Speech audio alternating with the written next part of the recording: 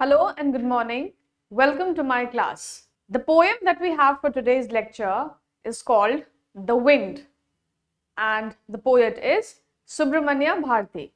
The poem begins with these words: Wind, come softly, don't break the shutters of the windows, don't scatter the papers, don't throw down the books on the shelf.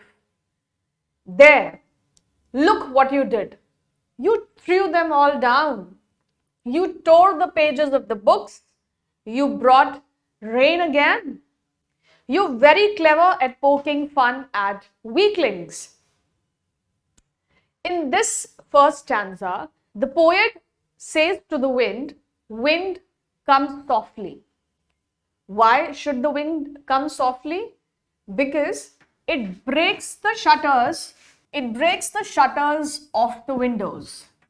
So that's the first reason. Since it breaks the shutters of the windows, so the poet is urging the wind to come a little softly. What is the next thing that the wind does? It scatters the papers. Don't throw down the books on the shelf. That's the third thing that the wind does. It throws down the books kept on the shelf. There, look what you did. You threw them all down. The poet is saying to the wind that the wind came, and because of the force of the wind, all the books were thrown on the floor. You tore the pages of the books. The wind was so forceful that it had torn all the pages of the books. You brought rain again, and with wind came rain. Because we usually see that before it begins to rain, we have hustling winds, forceful winds, and they are accompanied by soft rains or devastating rains, whatever. But usually it's the wind that we feel first, and after that, it's the rain falling. You're very clever at poking fun at weaklings. Now, in this line, the poet is, in a way, commenting on the wind, that the wind pokes fun at weaklings. Weaklings over here would mean people who are poor, needy, and probably physically weak also.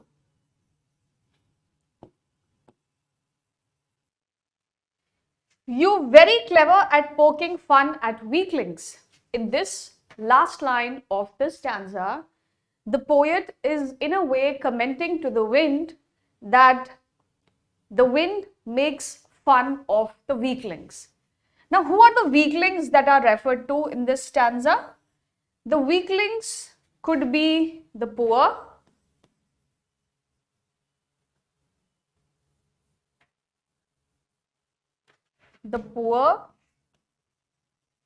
needy, and maybe people who are physically weak. All of them get affected by the devastating nature of wind and rain. So the poet is saying that the wind is very clever at making fun of, poking fun is making fun of the weaklings. Now the next stanza begins like this: frail, crumbling houses, crumbling doors, crumbling rafters, crumbling wood, crumbling bodies, crumbling lives, crumbling hearts. Frail over here means weak. So weak houses, crumbling doors, shaky doors, crumbling rafters. We all know rafters. They are pieces of wood that are joined together, and People use it for rafting in rivers and oceans. Crumbling wood, crumbling bodies, crumbling lives, and crumbling hearts. Bodies, lives, hearts are all being referred to the human suffering that harsh winds bring with it. So this is the effect that winds have on people's lives. Their houses become weak and they begin to fall ill. They probably, if the wind is too harsh, then they lose their lives. There's loss of lives also. So all of it is an explanation of the suffering which wind brings with it. The wind god winnows and crushes them all. He won't do what you tell him. In these lines, the poet is referring to the wind god, and he's saying that the wind god actually winnows. What is winnows? Winnowing is a method through which, all the husk is removed from grains or rice. It's taken in a utensil and it's shaken, and all the husk gets removed from the grain. So winnows and crushes them all. This all of the suffering happens in a way that it's actually symbolic. What is it symbolic of? The poet is actually comparing. It's a metaphor that is being used over here. What is a metaphor? Metaphor is a figure of speech, which means that there is a comparison, and the comparison is hidden. It is not very evident. The comparison is hidden. So the poet is comparing a wind god winnowing people, lives, bodies, and crushing them to the process of winnowing that happens after the harvest season is gone. He won't do what you tell him. In the next line, the poet says that what you tell God to do, the wind to do, he will not do that. So come, let's build strong homes. In this line, we get to see that the poet kind of loses all hope. But in the second line, in the third last line, he gathers the strength and he makes a resolve to build stronger homes. Let's join the doors firmly. Joining the doors firmly means building strong houses. Practice to form the body. Make your body also strong enough for any adversity that might come into your life. It's a signal.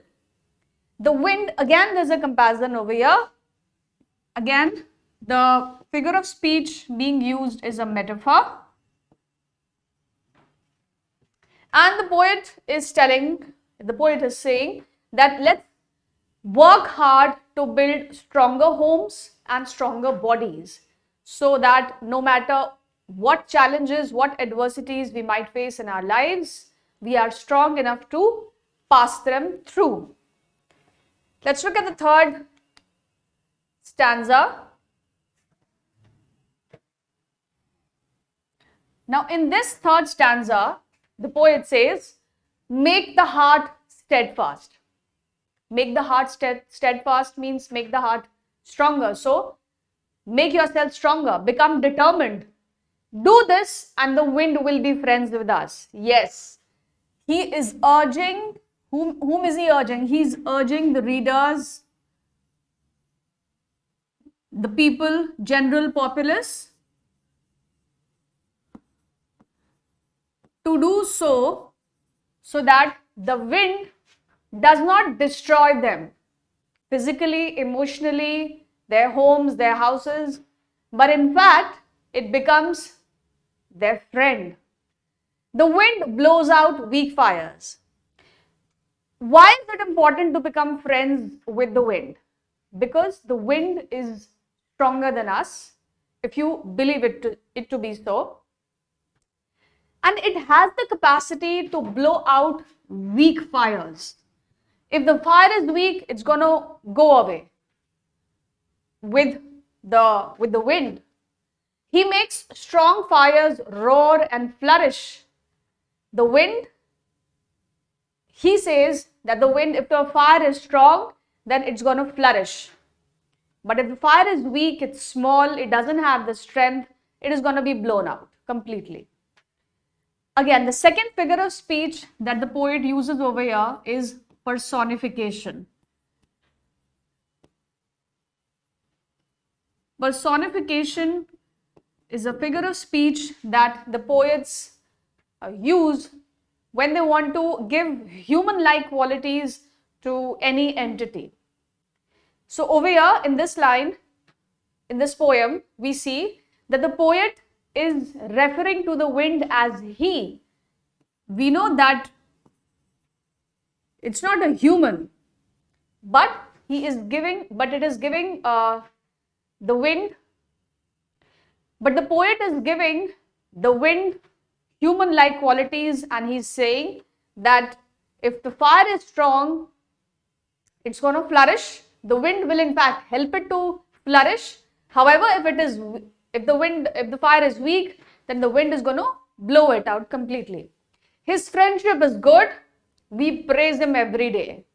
So, his friendship is good. Whose friendship? The wind's friendship is good and is something to be cherished and nurtured. And his friendship is good and it needs to be cherished and nurtured every day. And we all praise him every day. We all praise the wind every day. Now, this is a poem by Subramanya Bharati, and it has been translated from the Tamil by A.K. Ramanujam. Who is Subramanya Bharati? A small intro for him. Subramanya Bharati is a great Tamil poet, famous for his patriotism in the pre-independence era. And A.K. Ramanujam is a Kannada and English poet who is well known for his translation of classical and modern poetry. The meaning of the words poking fun is making fun of. Rafters are sloping beams which support a roof. Winnow is blow grain free of chaff, separate grain from husk by blowing on it. This I've explained in the previous slide. Now, let's look at some of the questions and answers. What are the things the wind does in the first stanza? In the first stanza, the wind has a very devastating impact. It breaks the doors of the window, scatters the papers, throws down the books. It also tears the pages of the books, and it brings rain consequently.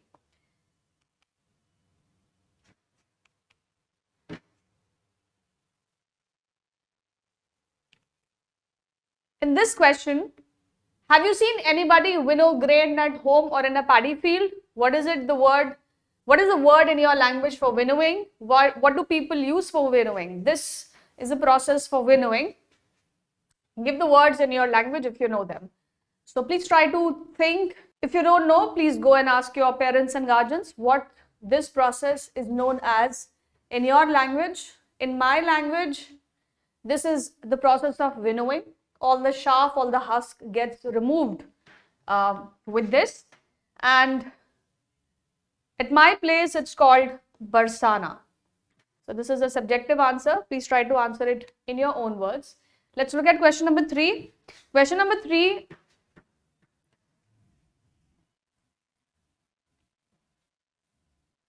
asks, what does the poet say the wind god winnows? The wind god. Let's look at question number 3. In this question, the poet is asking that what does the poet say the wind god winnows? The wind god winnows all the things available at home. Question 4. How do we make wind our friend? The poet suggests that we should build stronger homes, fixing the doors firmly to make friends with the wind. However, we should be strong enough to face the difficulties in life. This is the meaning of the implied metaphor that has already been explained in the previous slide.